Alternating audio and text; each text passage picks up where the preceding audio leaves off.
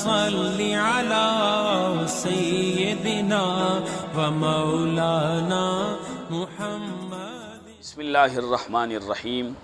صلاۃ و سلام علیک یا سیدی یا رسول اللہ وعلی آلک و اصحابک یا سیدی یا حبیب اللہ. گرامی قدر حضرات، عوام میں ایک تشویش یہ بھی پائی جاتی ہے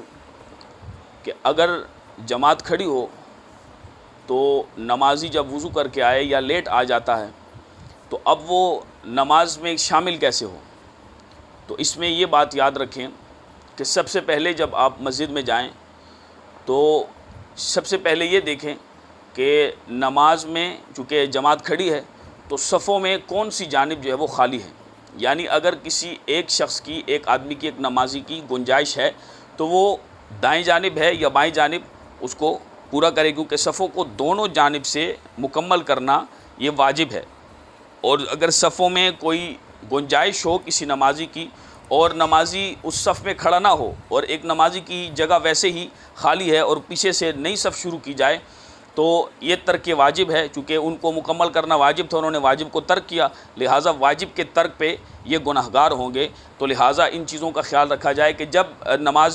مسجد کے لیے نماز کے لیے آیا جائے تو مسجد میں سب سے پہلے دیکھیں کہ صفوں کی کون سی سائڈیں خالی ہیں. اگر دائیں جانب خالی ہے تو اس میں شامل ہو جائیں، اگر بائیں جانب خالی ہے تو اس میں، یعنی نماز کے لیے دوڑتے ہوئے نہ آئیں. جیسے کہ نبی پاک علیہ الصلوۃ نے فرمایا کہ نماز، یعنی جتنی نماز امام صاحب کے پیچھے میسر آ جائے اس کو امام صاحب کی اقتداء میں ادا کیا جائے، اور باقی جو نماز رہ جائے اس کو بعد میں سلام پھیرنے کے بعد، امام صاحب کے سلام پھیرنے کے بعد ادا کیا جائے. تو لہٰذا سب سے پہلے ان چیزوں کا خیال رکھا جائے کہ نماز میں پہلے تو مسجد میں دوڑتے ہوئے نماز کے لیے نہ آئیں، اور پھر جو سائڈ، جو جانب خالی ہے اس جانب کھڑا ہوا جائے تاکہ صف پر کی جائے. کیونکہ صفوں کے پر کرنے میں نبی پاک علیہ السلام کا، شریعت کا بہت اہتمام ہے. نبی پاک علیہ السلام اس کا بہت اہتمام فرمایا کرتے تھے، حتیٰ کہ یہ بیان فرمایا جاتا ہے کہ اس امت میں سب سے پہلے جو بدعت شروع ہوئی ہے وہ یہ ہے کہ نماز اقامت کے بعد فوراً کھڑی ہو جاتی ہے، صفوں کی ترتیب نہیں کی جاتی. تو لہٰذا صفوں میں امام صاحب بھی بہت احتیاط کرتے ہیں اکثر، الحمدللہ ان میں احتیاط کی جائے اور صفوں کا بہت خیال کیا جائے تاکہ صفوں میں جگہ خالی نہ ہو. کندھے سے کندھا ملایا جائے انتہائی پیار محبت سے، بھائی چارے کے ساتھ، اور کندھے سے کندھا ملایا جائے، صفوں میں بالکل جگہ خالی نہ چھوڑی جائیں. اور اسی طرح سے تو جب نمازی آئے تو پہلے تو صفوں کو مکمل کرے. پھر اگر صفیں مکمل ہیں تو اس میں ایک ضمناً مسئلہ یہ بھی ہے کہ اب کیا کیا جائے کہ پیچھے اگر وہ اکیلا ہے تو وہ اکیلی نئی صف شروع کرے گا، یا اگلی صف میں سے کسی آدمی کو اس کے کندھے پہ ہاتھ رکھ کے اور وہ پاؤں جو ہے وہ زمین کے ساتھ لگاتا ہوا پیچھے آ جائے گا، اور اس سے یعنی دو آدمی وہ ہو جائیں گے، دو نمازی ہو جائیں گے، اس سے نئی صف کا وہ آغاز کریں گے. تو فی زمانہ چونکہ اکثر ہم مسائل سے ناواقف ہوتے ہیں، اگر ایسا کیا جائے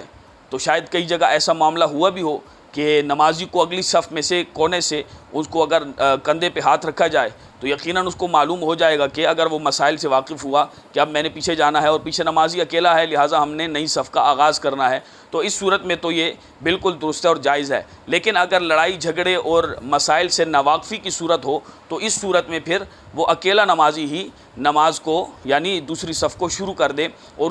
وہیں سے نماز کا آغاز کر دے. اور وہ کیسے شروع کرے گا؟ یعنی امام صاحب کی دائیں جانب سے، اگر صف میں کوئی نہیں ہے. اگر صف میں کچھ افراد ہیں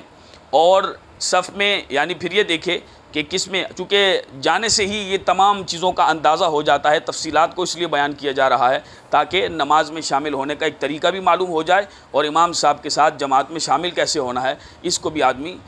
نمازی اور بندہ مومن جان لے. تو اب وہ دیکھے کہ کس جانب، یعنی دائیں جانب اگر آدمی زیادہ ہیں، نمازی زیادہ ہیں تو وہ بائیں جانب کھڑے ہو جائیں، اگر بائیں جانب نمازی زیادہ ہیں تو وہ دائیں جانب کھڑے ہو جائیں. اب جو ہے وہ نماز میں چونکہ شامل ہو گئے ہیں تو لہٰذا اب امام صاحب کو چونکہ انہوں نے رکوع میں دیکھا کہ جب وہ نماز کے لیے وضو کر کے یا باہر سے آئے، لیٹ آئے تو امام صاحب رکوع میں تھے، تو اب ان کو کیا کرنا چاہیے؟ اب وہ تکبیر تحریمہ کہیں گے، لیکن تکبیر تحریمہ سیدھے کھڑے ہو کے ان کو کہنا چاہیے.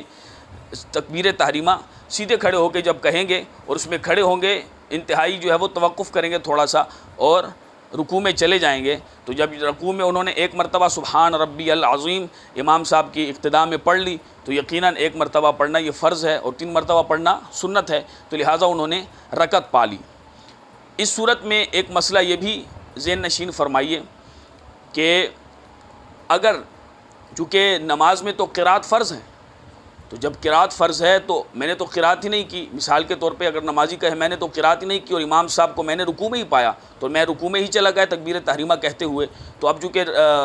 نماز میں میری قرات اور فرض ہی نہیں پورا ہوا تو لہٰذا اس سے تو میری نماز درست اور جائز نہیں ہوگی بلکہ فاسد اور باطل ہو جائے گی۔ تو اس میں یہ یاد رکھیے کہ جب امام کے پیچھے کھڑا ہوا جائے تو امام کی قراءت ہی فقراءۃ الامام قراءۃ لہ، قراءت امام یعنی امام کا قراءت کرنا ہی مقتدی کی قراءت کرنا ہے۔ قیام میں چاہے جہری نمازیں ہو چاہے خفی نمازیں، یعنی وہ نمازیں جیسے کہ فجر ہے، مغرب ہے اور عشاء ہے کہ جن میں اونچی آواز سے امام صاحب تلاوت کرتے ہیں، ان میں بھی، اور اسی طرح سے نماز عصر اور نماز ظہر اور عصر میں بھی امام صاحب کے پیچھے جب وہ کھڑا ہوگا یعنی امام صاحب کی اقتداء میں وہ نماز پڑھے گا جماعت سے تو یقیناً وہ فرض میں